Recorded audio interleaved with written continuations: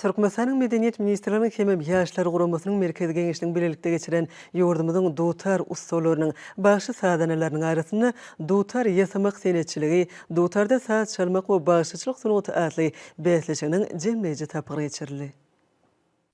Dutar ýasamak senetçiligi, dutarda saz çalmak we başyçylyk sunuty ady bilen geçirilen bu bäsleşigiň esasy maksady dinleýijiniň kalbyna aram berýän türkmen milli dutar saz guralynyň ýasalyş usullaryny, täýärlerini, bu urdaky halk tejribesini öwrenmekden, dutarda dürli ýerine ýetirjilik ugurlaryny, däplerini ösdürmekden, halk arasyndan usta sadanalaryň, bagşylaryň we senetkäýlerin baý tejribesini özüne jemleýän ýaş tekinleri ýüze çykarmakdan, halkymyzyň aýdymsal mirasynyň ajaýyp nuskalaryny wagt etmekden, dutar ustalarynyň hüner ustaatlygyny, dörüjilik ukybyny kämilleşdirmekden ibaratdyr.